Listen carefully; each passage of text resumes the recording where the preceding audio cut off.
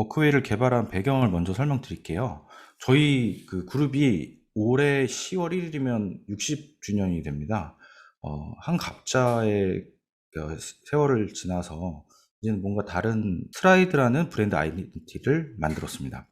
비전 하우스를 보면 뭐 어떻게 해야 된다가 있는데 우리가 누구냐라는 정의가 없어서 그게 필요성이 경영층이나 임직원들 사이의 분위기가 형성돼 있었어요. 모든 그 비전 하우스가 그렇듯이 이거를 어떻게 내재화할 것인지에 대한 설명은 없잖아요. 그 미션이 저에게 떨어졌습니다. 근데 스트라이드란 단어가 사전적 의미가 이제 도약이라는 뜻인데요. 그 도약을 어떻게 할 건지에 대한 내재화 교육을 만들어야 되는데 그 교육에 뼈대가 필요해서 그 뼈대를 일하는 방식으로 결정을 했고 그 과정에 리어로크와 일을 시작하게 됐습니다. 제가 생각했던 거는 가장 이상적인 거는 배달의 민족의 일을 잘하는 법 11가지를 이제 그 오마주 할 생각을 하고 있었어요. 근데 그걸 어떻게 만드냐를 리어로크랑 같이 논의를 한 끝에 기존과 다르게 버텀업 방식으로 만들고자 결정을 했어요. 주요 결정, 그러니까 기본 베이스가 되는 일하는 방식을 직원들이 만들어서 그거를 나중에 교육으로 내재화하는 방법을 생각했던 거죠. 그러니까 뭐 일부 하이 오피스의 셀럽들이 만든 그런 일하는 방식을 일방적으로 적용하는 거는 이제는 조금 유행이 지났다고 생각했고, 제작 과정에 참여함으로써 그것이 내재화의 첫 번째 스텝이 되고자 하는 게 저의 목표였고 리어로크의 생각이었습니다. 그래서 일단 인풋은 최고 경영자의 메시지를 10개년을 분석을 했고요. 그리고 기존에 있던 가치 체계를 분석했고, 그리고 신규 브랜드 시스템에 대한 분석을 했습니다. 그리고 각 계열사 HR 팀장 인터뷰를 그것을 통해서 워크숍을 2번 진행했어요.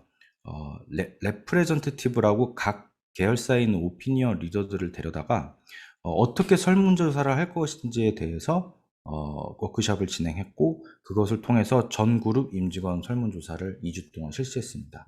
그 설문조사 결과를 가지고 레프레젠테티브, 아까 말씀드렸던 각사의 오피니언 리더들을 데려다가 1박 2일 동안 아주 알차게 뽑아 먹었습니다. 나중에 가니까 힘들어가지고 이렇게까지 뽑아내도 되냐라는 직원분들도 있을 정도로 아주 분위기가 활성화됐었는데요. 그 리프레젠테티브들이 뽑은 그 일하는 방식을 몇 번씩 수정한 끝에 경영층의 보고를 추가적으로 진행을 했었습니다. 그 재료와 레시피입니다. 주 재료는 일단 가장 큰 주재료는 직원들이 원하는 그 일하는 방식이 가장 큰 재료였고요. 그 일하는 방식을 어떻게 뽑아낼 거야 하는 그 레시피는 직관성, 구체성, 응용성, 성장 촉진성, 방향성입니다.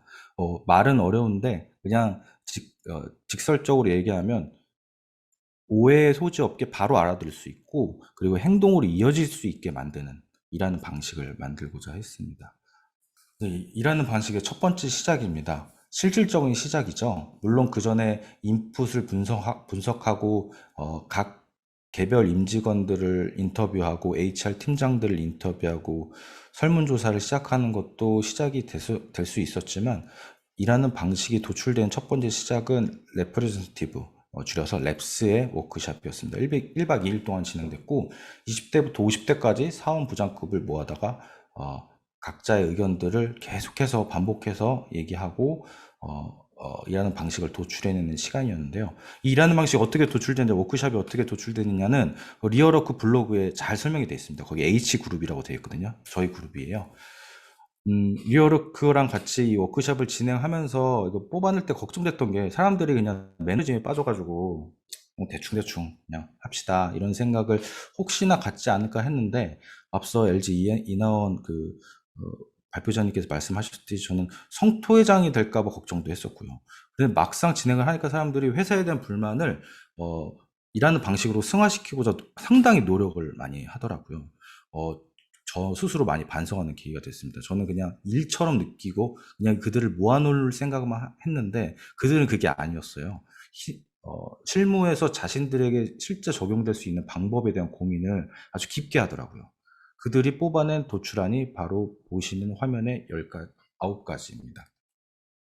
처음 이거 받았을 때, 이거 너무 센 거 아닌가, 이 생각을 했어요. 이게 과연 경영층에게 보고가 됐을 때 그들이 받아들일 수 있는 의지가 있고 그릇에 크게 될까라는 고민을 했었어요. 그 정도로 전 세다고 생각했는데, 이 과정을 몰랐던 저희 한라 인재개발원 직원들에게 가져가기 전에 수정을 한번 했습니다. 일하는 방식이 그냥 나열돼 있었는데, 여기에 아까 말씀드렸던 저희 그룹 아이덴티티 스트라이드를 그룹핑 했습니다. 스트라이드는 여러 가지 개념이 있는데, 거기에 맞는 일하는 방식을 카테고리별로 해서 분석을 했고요. 리어로크 이현희 이사님이 상당히 고생 많이 해주셨습니다. 그래서 나온 도출안이 이겁니다. 익숙한 것을 혁신하고 미지의 영역에 도전하는 게 스트라이드 개념 중에 하나인데요. 여기에 맞는 일하는 방식을 만들었었습니다. 이거를 저희 인재원 교육 담당자들한테 보여주니까 주요 의견은 다음과 같았어요. 잡아끄는 문장이 없다. 킬링 포인트가 없다고 표현을 하더라고요. 그리고 범용적인 느낌이고 어찌 보면 당연했던 것들, 그리고 서서히 잊혀질 것 같다는 의견도 있었고요. 그리고 대담하거나 발칙하지 않다는 의견도 있었습니다. 저는 강하다고 생각했는데, 세다고 생각했는데, 그 50대부터 30대까지 구성된 저희 인재개발원 교육 담당자들 모두가 이 얘기를 하니까 이거를 좀 세게 가져가야겠다. 하지만 세게 가져갔을 때 경영진이 이거를 과연 곱게 볼 것인가, 좀 혹시 언짢게 느껴서 과연 이 프로젝트가 중단되지 않을까라는 생각을 했어요. 이걸 그대로 가져가는 것도 전 세다고 생각했는데, 더 센 걸 원하는 직원들의 생각을 반영해야 되나 말아야 되나를 이리어르카랑 같이 고민을 한 끝에 열린 보고로 가져가기로 했습니다. 결정을 위한 자리라기보다는 공감을 위한 자리라고 저는 개인적으로 생각을 했어요. 사실 말이 좋아서 열린 보고지, 뭘 좋아할지 모르니까 일단 다 준비해 봤어, 뭐 이런 의미가 될 수 있죠. 일단 저희가 처음으로 순한 맛으로 가져간 것은 처음에 만든 랩스의 일하는 방식이었고요. 두 번째, 세 번째 매콤하고 그리고 더 매운 맛으로 이렇게 가져갔습니다. 그 자리에서는 일단 살짝 매운맛이나 매콤한 맛들 중에 있는 여러 가지 일하는 방식들 중에 이건 진짜 아니다, 이런 거는 안 되겠다라는 의견들을 받아가지고 분위기를 익혔고요. 그 다음에 그 일부 매운맛과 살짝 매콤한 맛에 있는 것 중에 괜찮았던 것들을 적용하자는 논의를 다시 시작했습니다. 이것은 탑과 바텀의 첫 번째 만남이었습니다. 이 수정의 절차 또한 저는 내재화라고 생각했던 게, 직원들의 생각을 내재화하는 것도 목표지만 경영진의 생각도 내재화하는 것도 같이 목표로 가져갔었거든요. 결국에는 그룹의 전 임직원이 받아들여야 되는 일하는 방식이니까요. 그래서 아까 보여드렸던 이 세 가지를 절충하고 HR 팀장들이나 여러 임직원들의 의견을 반영해서 이걸 좀 줄였습니다. 그리고 타이틀을 스트라이드웨이 대담한 도약 관련 7가지 약속을 줄였고요. 이거를 경영층 보고를 추가적으로 했습니다. 앞서 보여드렸던 이 장표의 HR 담당자들과 저희 그룹 회장님에게 보고 드렸던 장표였었고요.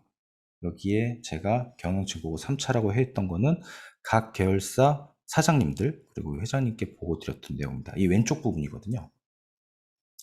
이거를 보여드렸는데 대부분 나쁘지 않다는 의견들이 많았고요. 좋다라는 분도 상당히 했습니다. 그리고 일부 문구는 오마주를 좀 했어요. 저희 그룹에서는 화교육 수행중 부진축태라고, 배움은 물을 거슬러 올라가는 배와 같아서 계속 앞에 나가지 않으면 뒤로 후퇴한다라는 뜻이 있는데요. 그걸 오마주 해가지고 성장은 실패를 거슬러 올라가는 배와 같다, 이런 것도 일하는 방식에 넣었었고요.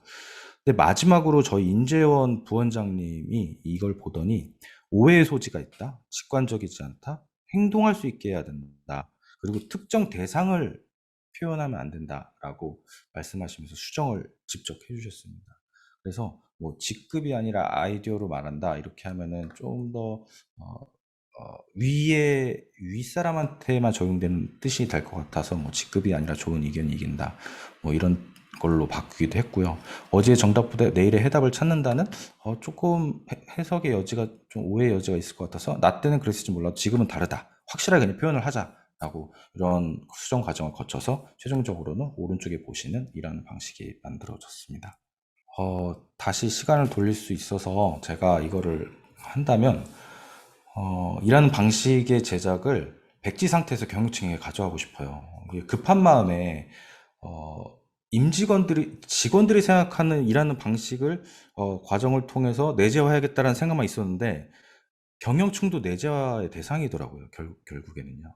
그들에게 어떻게 하겠다, 이게 왜 필요한지를 설득한 다음에 그 다음에 일반 직원들에게 가져갔어야 되는데 그걸 일반 직원들한테 먼저 만들어 놓고 경영층에 올라가니까 약간 온도 차이가 있더라고요. 그게 좀 후회됐었고, 그 아까 제가 워크샵을 했다고 말씀드렸는데 사실 리얼워크는 저에게 워크샵을 지금 당신이 생각하고 있는 한 번보다 더 많이 했으면 좋겠다라고 의견을 제시했었는데 시간이 한정돼 있어서 못했습니다.